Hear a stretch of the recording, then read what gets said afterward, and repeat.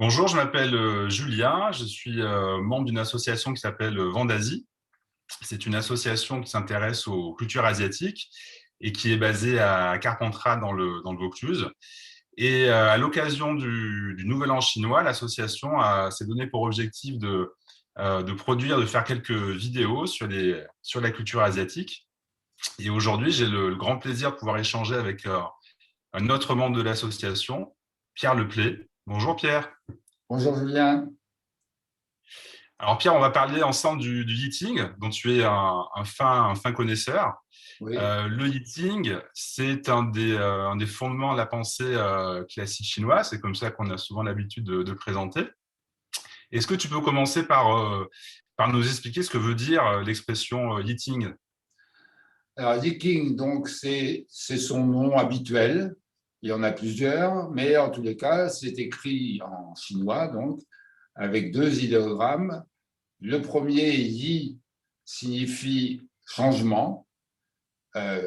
Pour dire quel changement, le changement du passage du soleil, du passage de la lune. Donc, c'est un changement incessant qu'on connaît tous. Donc, c'est un changement qui est en plus facile à voir, à repérer. Donc, c'est introduit dans cette notion de yi.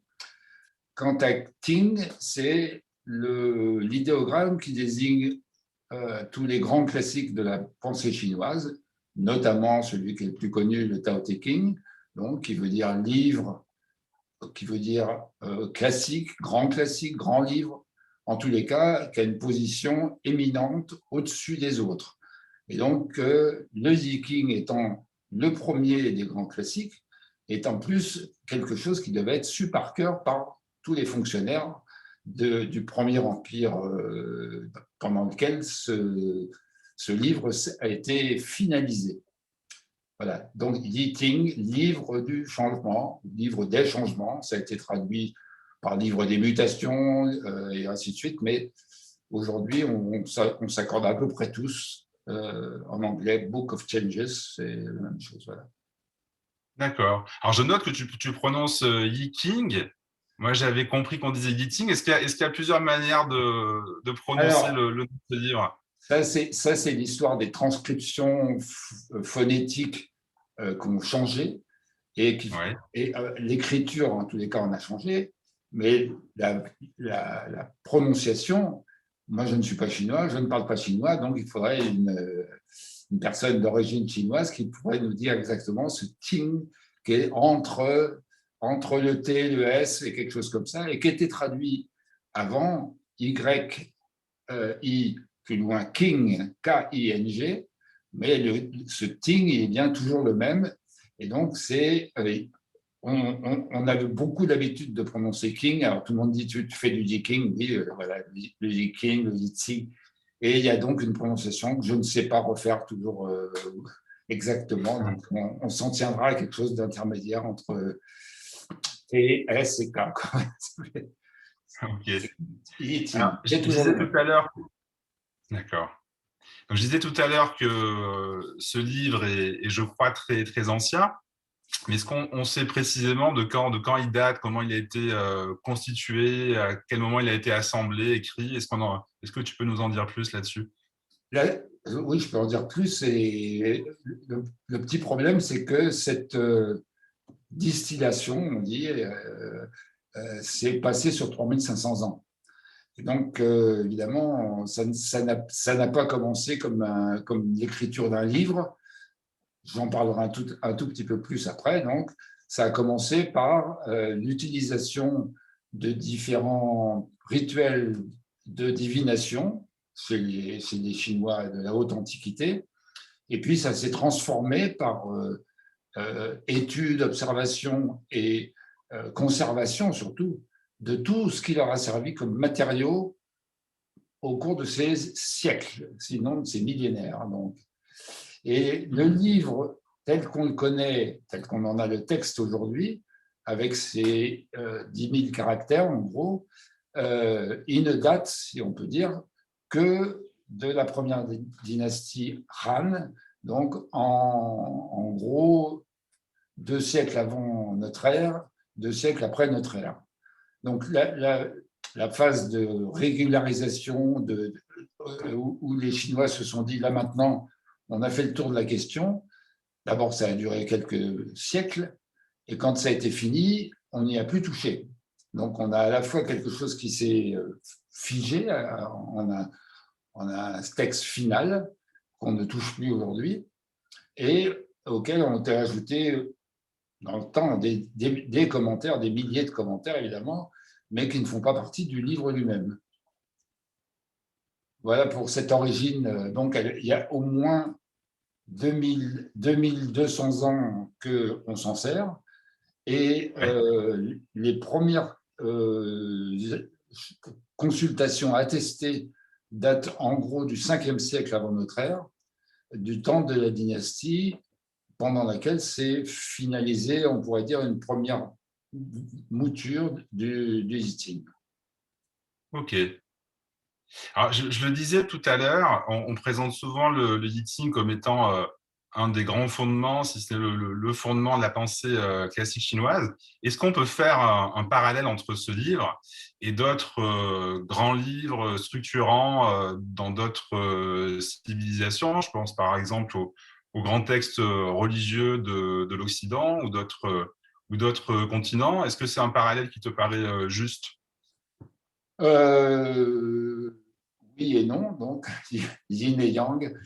Et donc, c'est difficile parce que la conception du livre important dans notre civilisation occidentale, quand elle est religieuse, elle date des évangiles, elle date du Coran, et le Talmud, je ne connais pas la date de la création du livre de la religion juive. Donc, ils ont en gros 1500, 2000 ans à peu près, et ils sont appelés révélés. C'est-à-dire, on les a reçus en gros de Dieu, d'Allah, de Jéhovah. Le Viking n'est pas du tout comme ça. Donc, le Viking, il s'est créé progressivement en ajoutant et en étudiant des choses de la vie de tous les jours, et donc de regarder ce qui se passait entre le ciel et la terre, terme important dans la pensée chinoise, et d'essayer de comprendre qu'est-ce qu'on pouvait comprendre à la fois du monde et à la fois de ce qui était en jeu dans la situation dans laquelle on était. Et donc, ils ont accumulé des millions d'expériences qui se sont condensées, qu'ils ont simplifiées et qu'ils ont rassemblées le plus possible en une espèce de graphique presque, avec 64 petits schémas qui sont censés, pour eux, rassembler la totalité des manifestations du monde. D'accord, donc c'est une approche naturaliste qui a pris beaucoup de temps et c'est pas une transcendance comme on peut retrouver dans des grandes religions. D'accord. Absolument pas. C'est un débat, mais quand François Julien appelle le livre qu'il a consacré aux Vikings, il l'appelle les figures de l'immanence, c'est-à-dire de ce qui est en situation. Hein. Et on peut rappeler à ce sujet-là que ce qui est connu de la pensée chinoise avec les deux mots yin et yang, c'est le mot Tao, taoïsme, tout ça. Tao, c'est à la fois en chinois basique de tous les jours, c'est le chemin, la route, mais ça désigne dans la pensée chinoise, avec le terme qu'on a emprunté pour beaucoup d'entre nous à Jean-François Vilter, ça désigne le fonctionnement des choses. Donc les Vikings analysent le fonctionnement des choses, point. D'accord. Avec ça, c'est résumé, c'est concentré, mais ça permet d'aller où on veut, dans tous les sens, aussi bien du visible et de l'invisible. Alors, je crois savoir aussi que souvent, quand on parle du I Ching, on fait aussi référence à sa dimension divinatoire. Et est-ce que ça, justement, ça peut faire aussi écho à certaines traditions, pratiques qu'on peut retrouver en Occident? Je pense notamment au tarot, à l'astrologie, etc. Est-ce qu'il y a des parallèles que l'on peut faire, toujours pour resituer un peu par rapport à ce qu'on connaît peut-être un peu mieux? Tout ce dont on vient de parler là, est quant à l'utilisation, la présentation, la manière de s'en servir, différent de tout ce qui est tarot ou autre manière divinatoire. Néanmoins, cette fonction divinatoire, elle est à la fois évidente et un peu gênante pour certaines personnes, parce on ne veut pas dire du tout par là qu'on a un instrument de divination qui va nous prédire l'avenir. Ça n'est pas dans le dicting. L'avenir ne les intéresse pas sous une forme de prédiction comme ça. Ce qui les intéresse, c'est ce qui, dans la situation dans laquelle on se trouve, va pouvoir fonctionner ou pas. Toujours ce fonctionnement des choses. Et donc, ce principe, il a conduit les Chinois à observer, réfléchir, essayer, faire des simplifications sans jamais perdre de vue l'aspect, on va dire, aléatoire de la prédiction chinoise, de la divination, qui a démarré sur des lectures d'épaules d'animaux sacrifiés, puis sur le ventre de tortues brûlées avec des stylets de fer rouge, et dans lesquels ils ont lu la situation et son développement, les éléments de la situation et son développement. Le Viking garde à la fois cette manière de regarder les choses, et ils ont tenu à garder ce côté aléatoire des choses. Donc, ce côté fonctionnement, ce côté dynamique, si on ne sait pas le lire, si on n'apprend pas à le lire dans le Viking, et qu'on transforme le Viking en un outil mathématique régulier et tout ça, ça ne marche pas. Donc, il y a une grosse différence avec l'astrologie, où on se sert du système comment dire, de l'astronomie, de la connaissance astronomique des déplacements des planètes, avec une symbolique.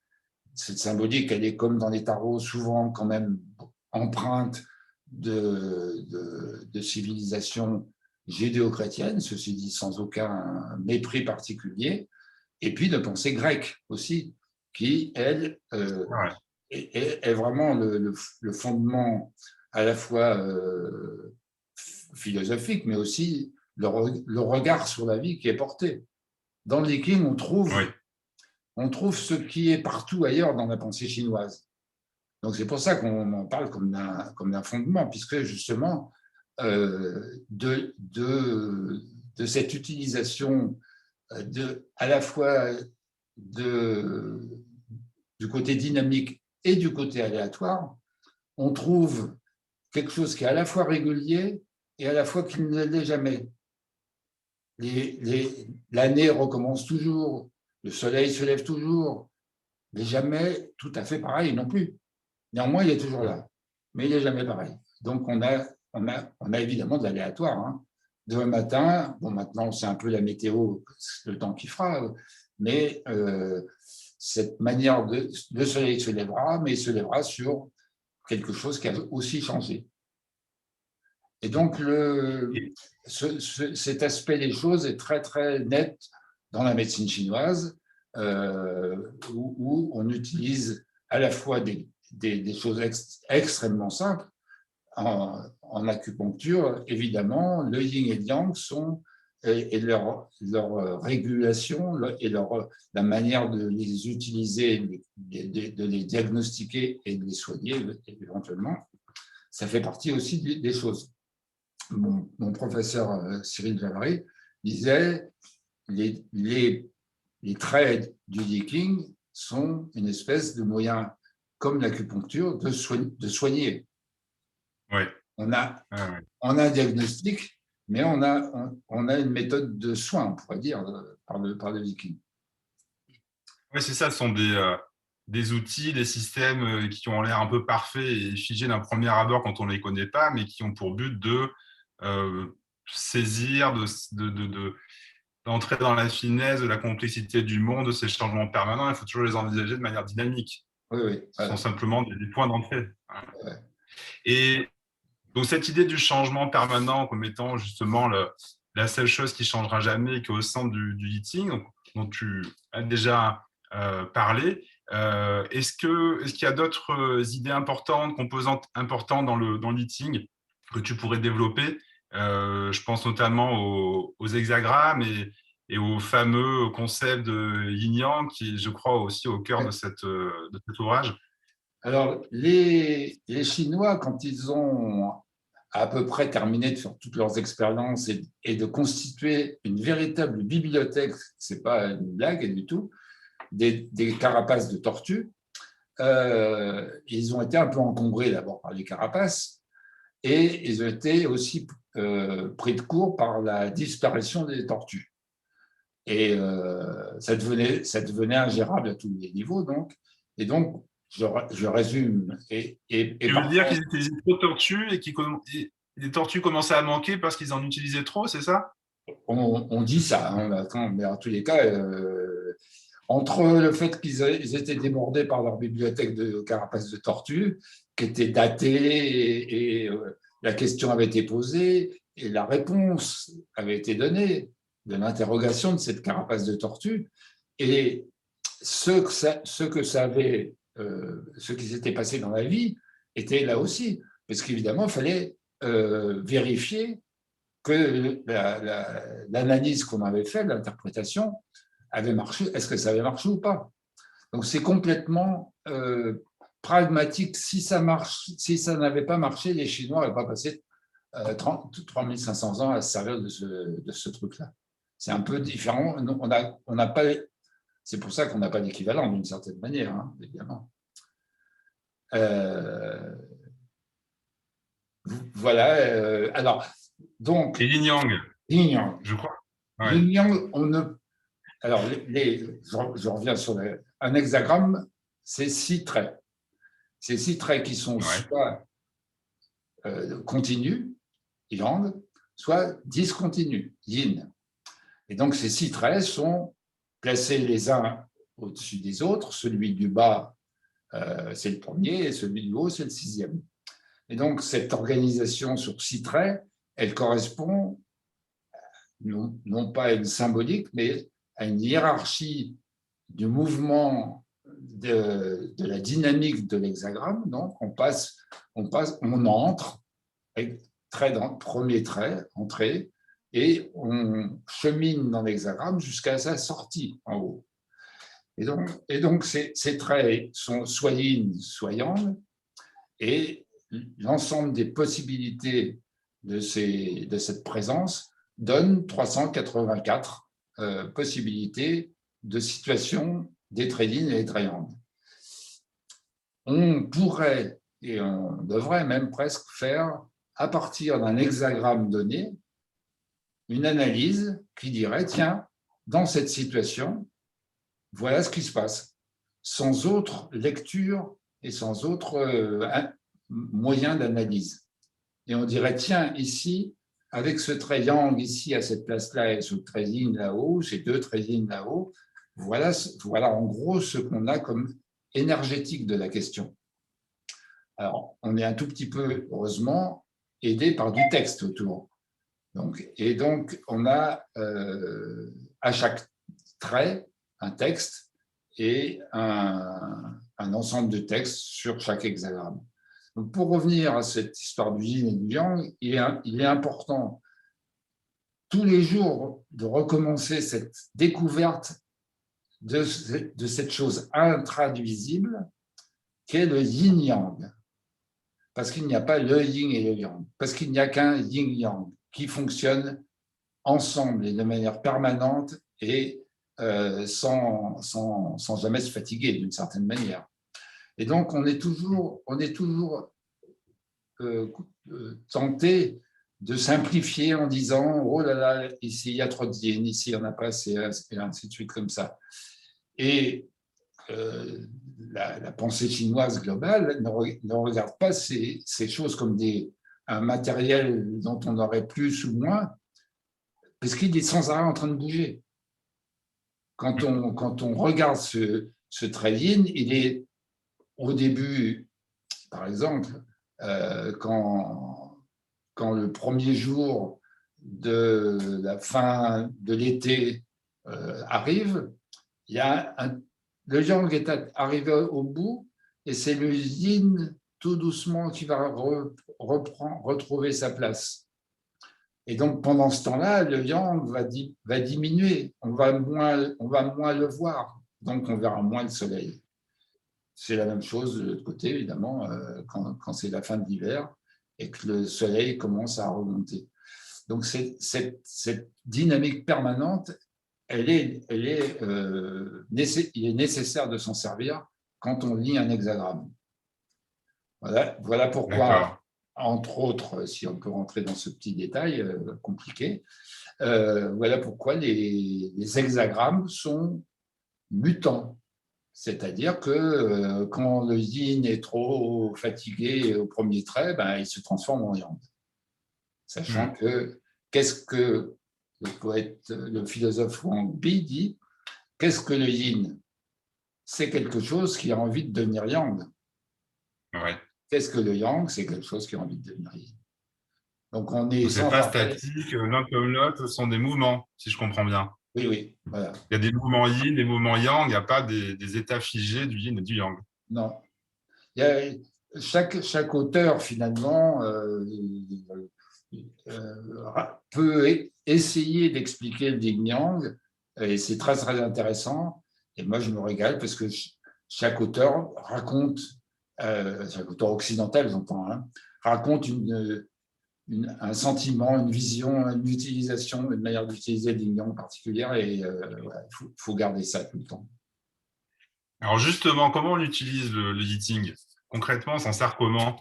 Alors, je crois que tu aides des personnes, tu conseilles des personnes qui veulent bénéficier de l'aide du yiting à prendre des décisions, à être éclairées pour certains choix. Comment ça se passe concrètement quand on vient te voir dans le cadre d'une consultation yiting? Alors, le yiting chez nous, en Occident aujourd'hui, où il y a quand même une certaine culture qui s'est développée, occidentale, beaucoup en Angleterre, aux États-Unis, mais en France, il y a vraiment eu, depuis les années 80 à peu près, il y a eu 40 ans d'utilisation du yiking de manière sérieuse, appliquée, avec des gens qui ont appris le chinois, qui sont allés étudier le yiking en Chine et tout ça. Moi, personnellement, je ne connais pas de praticien chinois, je ne suis pas allé en Chine faire une interprétation du yiking avec un chinois, donc je ne connais que cette version française, on va dire. Et donc, le yiking, c'est la réponse à une question. Donc, les questions peuvent survoler enfin, permettre différents aspects, différents niveaux, différents plans, différents sujets, différentes thématiques et tout ça. Le tout, il est que la question nous concerne, me concerne, moi qui questionne, de manière assez sérieuse, et que je garde bien à l'esprit que ce sera à moi que cette réponse s'adressera, et que ce sera à moi de suivre ou de ne pas suivre les conseils ou les indications, appelons ça comme on veut, de la réponse du yiking. Donc, matériellement, ça se présente comme ça. On a soit 50 baguettes qu'on sépare selon un petit rituel, c'est même pas un rituel, selon une mathématique simplement, et donc on obtient un hexagramme, et donc on a d'abord cette lecture de l'hexagramme, cette vision des 6 traits, 6, ça fait 5, et donc et on interprète la réponse avec tous les éléments dont qu'on sait un peu mieux manipuler maintenant qu'il y a 40 ans. Et donc, on ne fait pas que lire une réponse toute faite, on en comprend la vitalité, le mouvement énergétique, si je peux dire comme ça, de la réponse. Et donc, Est-ce que tu peux, oui.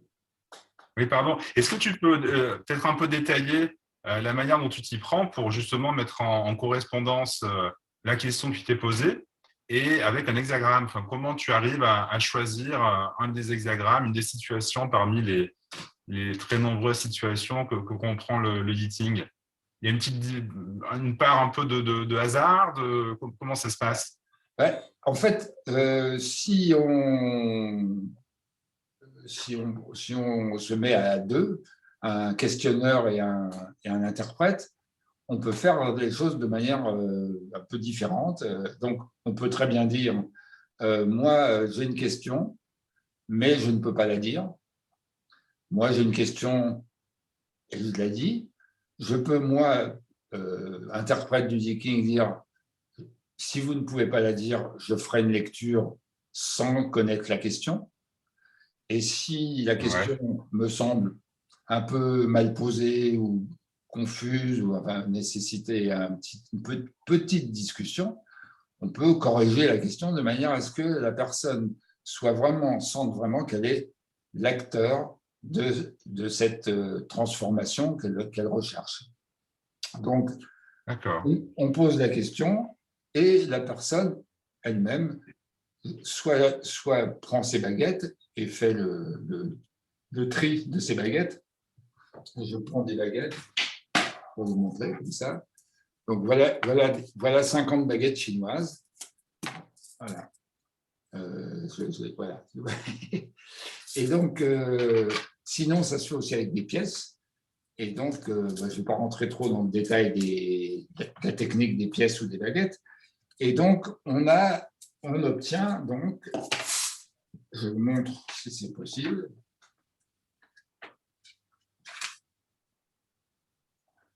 On obtient donc ceci, là. Voilà, on obtient un hexagramme. D'accord. Et voilà les traits de l'hexagramme. Donc, on a un hexagramme. À côté, on a ce texte qui est le texte en chinois et la traduction qui a été faite en français. Et donc, D'accord. Et donc, en fait, c'est la réponse.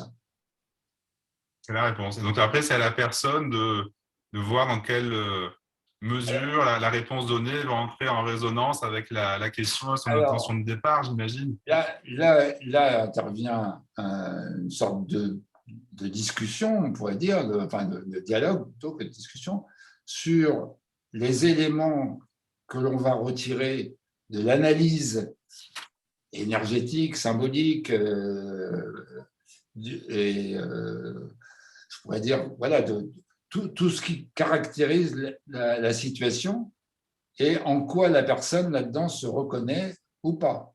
Et donc, et se reconnaît notamment dans sa question.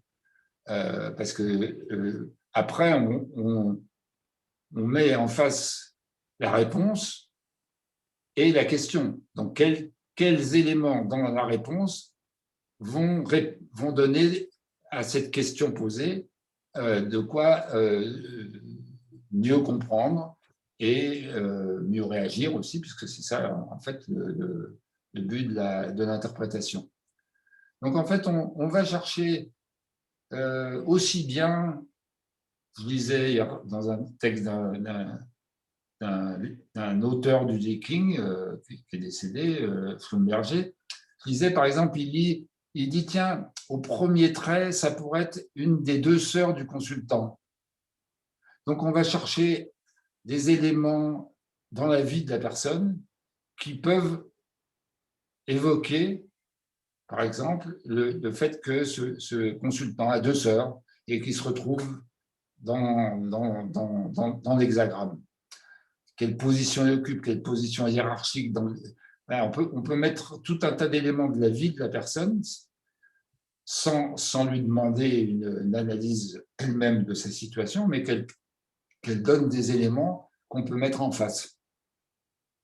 ça parle beaucoup, ça parle très très vite aux gens. Ils comprennent très très vite ce dont il s'agit. C'est fabuleux, D'accord. hein. Voilà. Chaque jour, moi, je me régale parce que j'ai une amie qui me dit comment dois-je agir dans ma vie sentimentale. C'est une question On doit souvent me poser, oui, j'imagine. qui revient souvent. Et évidemment, elle a une réponse typique presque. Elle dit bah oui, c'est bien moi. Pour moi, c'est ça le leaking, c'est que quand je lis la réponse, c'est que à chaque ligne, comment on pourrait dire, chaque arrangement qu'on peut trouver, on trouve des correspondances avec la vie de la personne. D'accord. Ben merci beaucoup, Pierre, pour tout ça. On arrive à la fin de notre vidéo. Est-ce qu'il y a Oui. une idée importante, deux idées importantes que tu voudrais qu'on retienne en particulier au terme de cet échange? Alors moi, je dirais, c'est pas la peine de tout savoir pour poser des questions. Et donc, on en a fait l'expérience l'année dernière au Nouvel An chinois avec Fantasy. Et il y a 15 personnes qui sont venues, qui ne savaient rien sur le Viking, qui ont posé des questions profondes, émouvantes, riches, tout ce qu'on veut, et qui sont repartis, je crois, assez intéressés. Maintenant, si on s'intéresse, parce que c'est passionnant, on peut apprendre le yiking, acheter un yiking, on peut étudier le yiking pendant beaucoup de temps, donc ça fait partie de l'ouverture à un autre monde qui est, je crois, l'idée de Vendazy, la mienne en tous les cas, de dire, tiens, voilà un mode de pensée qui n'est pas tout à fait le nôtre et qui peut nous aider aujourd'hui. Voilà. Merci beaucoup, Julien. Et puis, Merci à toi, Pierre. Merci pour toutes ces explications. Et ouais, puis, je précise que pour les personnes qui voudraient continuer à creuser ces sujets-là, vous avez les coordonnées de Pierre qui vont s'afficher à la fin de la vidéo. Vous devriez retrouver aussi sur la page YouTube de cette vidéo. Merci beaucoup de nous avoir regardés et sans doute à bientôt pour d'autres vidéos. merci beaucoup.